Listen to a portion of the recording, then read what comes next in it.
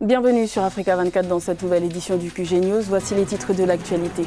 4e réunion de haut niveau du comité de suivi de l'accord pour la paix et la réconciliation au Mali.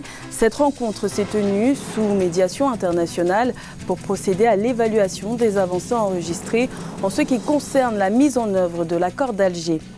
Le Nigeria projette de doubler les prêts agricoles d'ici 2 ans, une ambition portée par un partenariat entre Ecobank, Rabobank et l'UCED, afin de donner une nouvelle dynamique au secteur agricole qui peine à séduire les investisseurs. Et les désormais célèbres sœurs nées siamoises sont de retour au Cameroun. Bissier et Eyanga avaient subi, fin 2019, une opération à Lyon en France destinée à les séparer. Une réussite médicale rendue possible grâce à un élan de solidarité. Mais tout d'abord, un nouveau chef de gouvernement vient d'être nommé en Tunisie après l'échec du gouvernement précédent. Le président Kais Saied n'a pas cédé aux pressions des grands partis. Le chef de l'État a nommé Elias Fakfak. Ce dernier a été dès 2011 ministre du Tourisme puis des Finances sous les 2 gouvernements de la Troïka.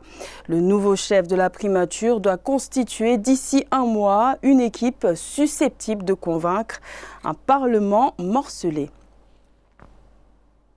Faciliter le retour à la paix, c'était l'objet de la 4e réunion de haut niveau du comité de suivi de l'accord pour la paix et la réconciliation qui s'est réunie à Bamako, au Mali. Cette rencontre s'est tenue le 19 janvier sous médiation internationale, le but étant de poursuivre l'accord de paix d'Alger signé en 2015 qui peine à se concrétiser. Reportage de notre correspondant Mokhtar Bari. Bloqué depuis août 2019, c'est un comité de suivi des accords redynamisés qui s'est réuni ce 19 janvier à Bamako. Fort du soutien du commissaire paix et sécurité de l'Union africaine, des ministres des Affaires étrangères du G5 Sahel, mais aussi des représentants spéciaux pour le Sahel de l'Union européenne, de la France, cette session vise à manifester la solidarité de la communauté internationale à l'endroit du peuple malien. C'est la première fois qu'il y a ce genre d'adhésion et cette appropriation nationale par tous les Maliens de cet acquis de très grande importance. Nous savons bien que ce qui se passe au Mali a forcément des répercussions sur l'ensemble de nos pays, les pays de la région. Et la sécurité du Mali, c'est la sécurité du Sahel, c'est la sécurité du Burkina Faso. Après le sommet de Pau, dont l'une des recommandations était d'aider le Mali à recouvrer l'intégrité de son territoire, cette réunion de haut niveau marque un tournant décisif dans la mise en œuvre des accords. C'est un CSA de reprise, mais aussi un CSA dont l'agenda est décisif pour le processus de stabilisation du Mali, pour le processus de paix au Mali. Parce que l'agenda de cet accord, ce sont les conclusions du dialogue national inclusif malien. Les signataires des accords entendent travailler au redéploiement de l'administration avec les structures de base et de l'armée reconstituée dans tout le pays, notamment à Kidal, afin de mieux contrer la montée des groupes terroristes qui endeuillent la bande sahélo-saharienne. Également dans l'actualité, en Côte d'Ivoire, le bureau de l'Assemblée nationale a décidé ce lundi 20 janvier de lever l'immunité parlementaire de Guillaume Soro et de 5 députés ivoiriens. Ces derniers ont été arrêtés le 23 décembre 2019 pour troubles à l'ordre public, diffusion de fausses nouvelles et atteinte à l'autorité de l'État. Guillaume Soro, quant à lui, est poursuivi pour atteinte à l'autorité de l'État, complicité de détournement de deniers publics, recel de deniers publics et blanchiment de capitaux. Notons que selon la loi ivoirienne, pour juger un député, il faut que le bureau de la Chambre à laquelle il appartient se réunisse pour donner son accord. Et c'est donc chose faite. Plus d'ingérence dans le conflit libyen, c'est la résolution adoptée le 19 janvier à Berlin en Allemagne par les 11 pays qui ont participé à ce sommet sur la crise libyenne. L'un des principaux engagements qui a également été pris est le respect de l'embargo sur les armes décidé en 2011 par les Nations Unies. Les explications de Ange Nomenio. La conférence de Berlin a tranché. Plus d'interférences dans le conflit libyen. Sous l'égide de l'ONU, les dirigeants des pays concernés par la crise libyenne sont finalement tombés sur cet accord. Ces 11 États, parmi lesquels la Russie et la Turquie, ont également pris l'engagement de respecter l'embargo sur les armes décidé en 2011. Une solution politique doit être trouvée pour maintenir la paix et les armes doivent être soumises à un embargo. La guerre en Libye est maintenant une guerre par procuration. Nous espérons changer la situation actuelle et donner au peuple libyen le droit à l'autodétermination pour retourner à la liberté et à la paix. L'accord de Berlin ne garantit pas pour autant une sortie de crise définitive en Libye. Les deux rivaux directs, Fayez el-Sarraj et son rival Khalifa Haftar, ont refusé de se rencontrer lors de la conférence sous l'égide de l'ONU. Pour s'assurer du respect effectif et durable de la fin des hostilités, des rencontres interlibyennes devraient être organisées prochainement. Le problème en Libye est qu'il n'y a pas de confiance mutuelle entre les deux parties du conflit. C'est pourquoi des forces internationales sont nécessaires pour maintenir la paix, désarmer ou mettre fin aux milices et éviter l'ingérence d'un seul pays. Depuis la reprise des combats entre camps rivaux en Libye en avril 2019, plus de 280 civils et 2000 combattants ont été tués selon l'ONU et plus de 170 000 habitants ont été déplacés. Dans le reste de l'actualité, en Guinée, l'opposition qui a décidé de boycotter les élections législatives du 16 février 2020 pointe du doigt des anomalies dans le fichier électoral. L'opposition craint d'éventuels doublons qui porteraient sur près de 3 millions d'électeurs sur un total d'un peu plus de 8 millions d'électeurs. L'opposition réclame donc l'assainissement du fichier électoral. Mais pour la commission électorale, il est hors de question de réduire la taille du fichier. L'étude des listes d'électeurs est en cours et c'est ensuite la Cour constitutionnelle qui tranchera sur la validité de la liste définitive des électeurs alors que la campagne électorale a débuté assez timidement le 16 janvier. L'Afrique est dans le viseur du Royaume-Uni. Le premier sommet Royaume-Uni-Afrique s'est tenu ce lundi 20 janvier à Londres. 16 dirigeants africains ont pris part à ce forum d'investissement et ce sont près de 27 contrats d'une valeur de près de 7 milliards d'euros qui ont été signés. Un nouveau cap pour le Royaume-Uni à l'heure où le processus du Brexit est enclenché. Ange Noménio. L'opération séduction est lancée par la Grande-Bretagne.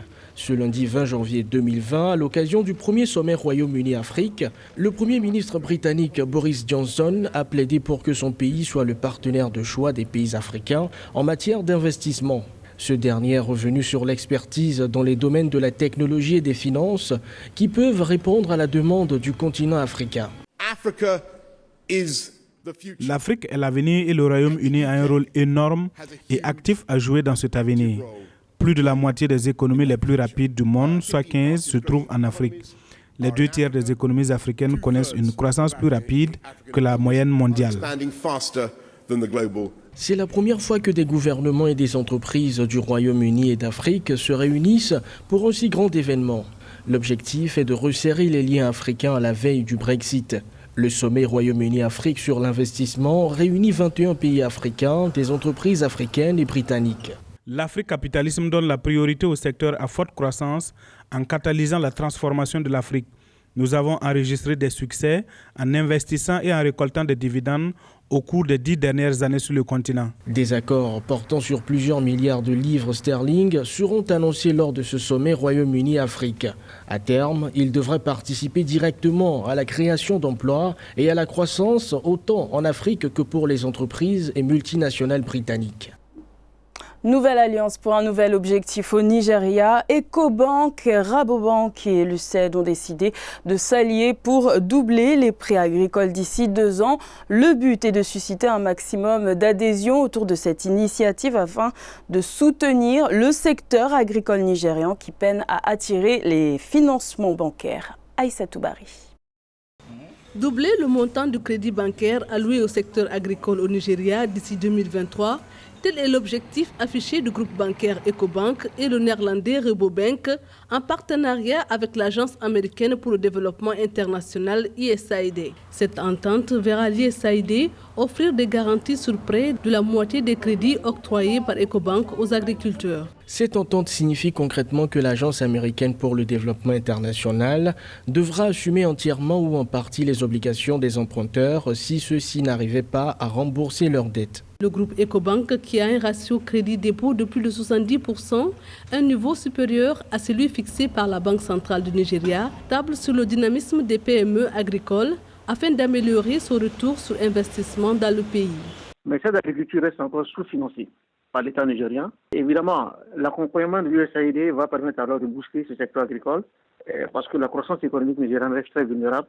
Et pour pouvoir atteindre un tel objectif, il va falloir assainir le secteur des finances en renforçant notamment la bonne gouvernance pour que le secteur agricole alors puisse être un relais par rapport à un secteur pétrolier qui est ces dernières années en crise sur le plan international. Ecobank possède un portefeuille de prêts productifs dans le secteur agricole nigérian évalué à 193 millions de dollars. Afin de susciter un maximum d'adhésion autour de son initiative, le groupe prévoit d'organiser en février une conférence d'investissement qui devrait cibler les transformateurs, les producteurs et les exportateurs de matières premières.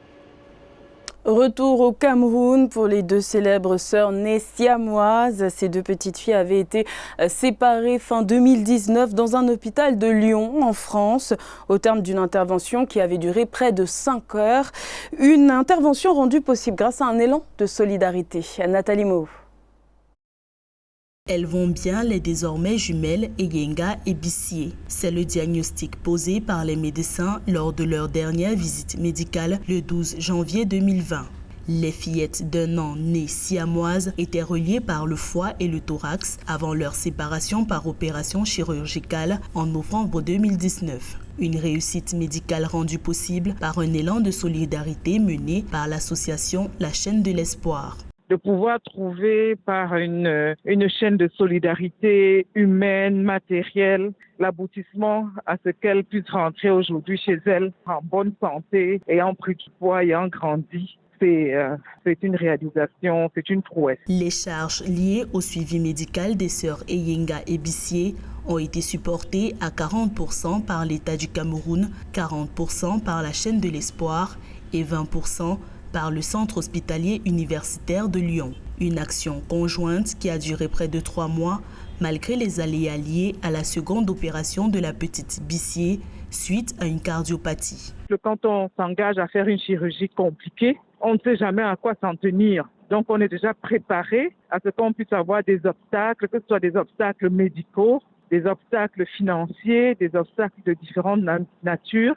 Et c'est ça qui rend encore l'action plus louable. La Chaîne de l'Espoir est une association française engagée auprès des enfants démunis depuis 1994. Elle œuvre dans les domaines de la santé et de l'éducation. Depuis 2019, la Chaîne de l'Espoir effectue des transferts d'enfants malades dans les hôpitaux de référence d'Afrique de l'Ouest.